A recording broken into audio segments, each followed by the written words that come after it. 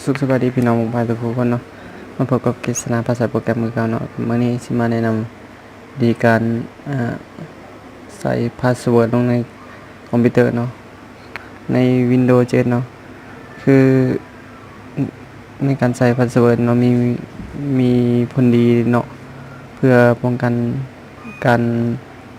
Copy ข้อมูลเนาะจากคอมพิวเตอร์ของเราสำหรับผู้ที่เฮ็ดเวียกเกี่ยวกับการในห้องการต่างๆเนาะเพื่อป้องกันการลักเอาข้อมูลจากคอมพิวเตอร์เนาะหรือว่าผู้ที่ใช้คอมพิวเตอร์ตัวไปก็สามารถใส่พาสเวิร์ดลงไปในคอมตัวเองได้เนาะคือบ่ให้ผู้ใดที่คือเฮาบ่อยากให้ผู้อื่นเนาะใส่คอมพิวเตอร์ของเฮาก็เฮาสามารถใส่คีย์เวิร์ดนี่ลงไปในคอมพิวเตอร์ของเราได้เนาะซึ่งวิธีการขั้นตอนในนั้นไปเบิ่งกันเลยเนาะ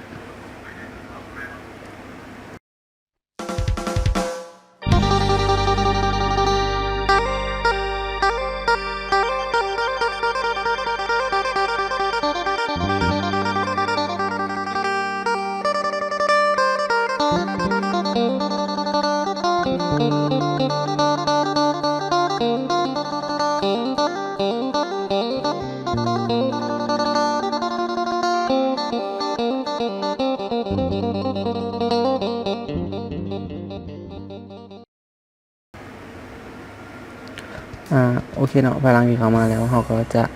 มาบอกวิธีการใส่พาสเวิร์ดเนาะลงในคอมพิวเตอร์สำหรับ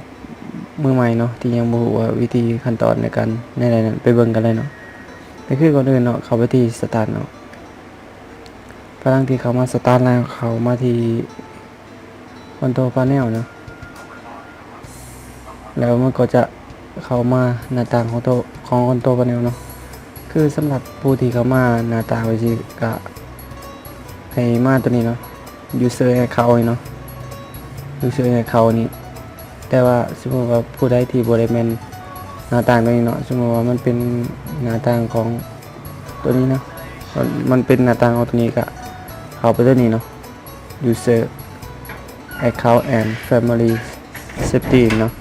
ก็สามารถเข้าตัวนี้เนาะก็คลิกเข้าไปเลยเนาะ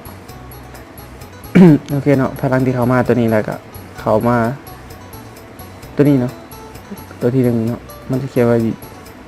user account เนาะก็กดเข้าไปเลยโอเคเนาะพลังที่เข้ามาเนาะมันก็จะมีหน้าต่างนี้เนาะในการใส่งานเนาะ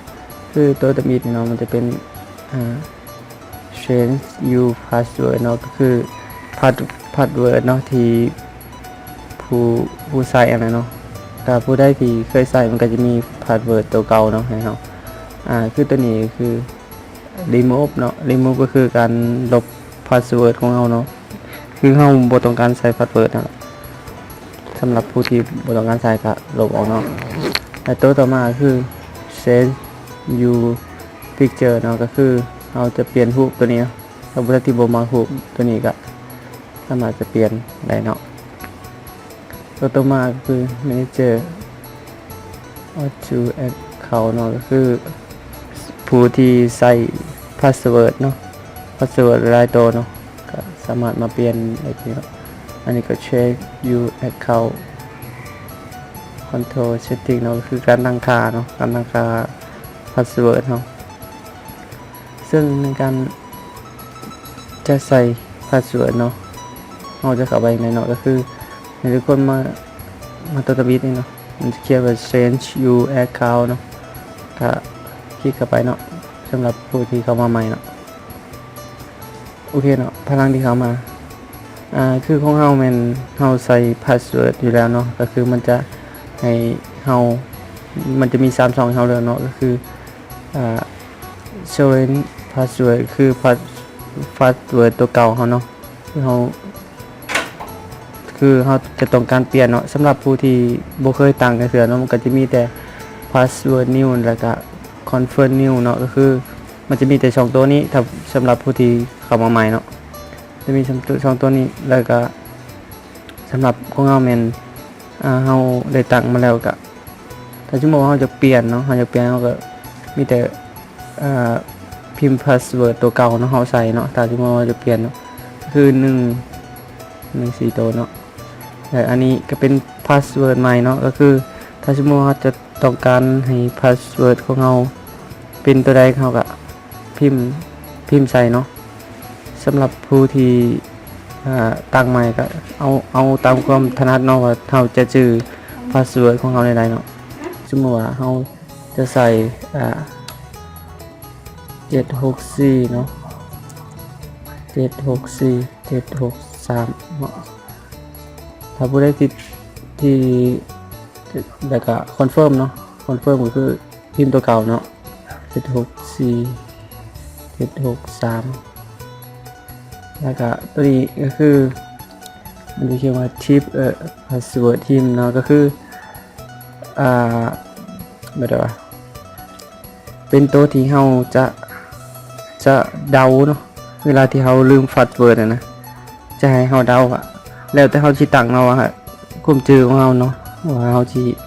ใส่ไปไหนคือสมมุติว่าเราใส่764 763เนาะเราจะใส่เป็นเขียนว่า764 763เราจะเขียนว่าซิกก็ได้เนาะสมมุติว่าเปลี่ยนเนาะซิกเขียนว่าซิกแอน764 763 ซิกแอนทรีก็ได้เนาะเพื่อว่าเวลาที่เราลืมเนาะเราจะได้จื้อเวลาเดาว่าพาสเวิร์ดที่เราตั้งไปมันก็สมมุติว่าเขาตั้งด้วยตัวเองเนาะก็สิฮู้เนาะว่ามันเป็นตัวใดเนาะพลังที่เราตั้งไว้สิแล้วเราก็พลังที่ตั้งแล้วเนาะเราก็มีแต่ change password นี่เนาะ change password ก็มีแต่คลิกไปเลยเนาะแล้วก็ the password to please ถ้าดูไอ้บ่ถือเนาะคือใหม่เนาะคือ4 ตัวแล้วก็764 763 แล้วก็นี่เนาะ Six and T เนาะสำหรับไว้เพื่อเดาเนาะเวลาที่เราลืมเนาะบางเทื่อเราอาจสิบ่ได้ใช้คอมพิวเตอร์เขาโดนเนาะก็ป้องกันการลืมนะเวลาเราลืมเราก็จะมาอ่านตัวรูปเนาะว่า Six and T เราอาจสิฮู้เลยว่าเราตั้งได้เนาะกับเวลาที่เราตั้งไฟไว้แล้วก็คลิกตัวนี้เนาะก็เราถ่ายโอเคเนาะถือว่าเป็นการสำเร็จเนาะก็สมมุติว่าเราจะรู้ได้แน่นอนว่าพาสเวิร์ดที่เราจะใส่พาสเวิร์ดของเราตอนใดเนาะก็คือเวลาที่เราเปิดเครื่องมาเนาะเปิดเครื่องหรือว่าเราพับหน้าจอเมียนเนาะปิดหน้าจอเมียนเวลาที่เราเปิดขึ้นมาใหม่มันก็จะให้เราใส่พาสเวิร์ดตัวที่เราป้อนใส่เนาะเราก็พิมพ์ใส่เลยเนาะแล้วแต่ของไผเนาะว่าพิมพ์อะไรเนาะคือเราแม่นพิมพ์ไปสิเนาะก็ในการใส่พาสเวิร์ด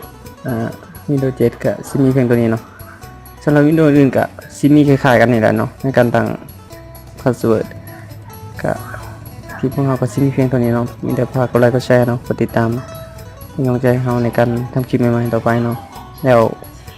อย่าลืมฝากติดตามคลิปหน้าเนาะก็ขอบใจสบายดี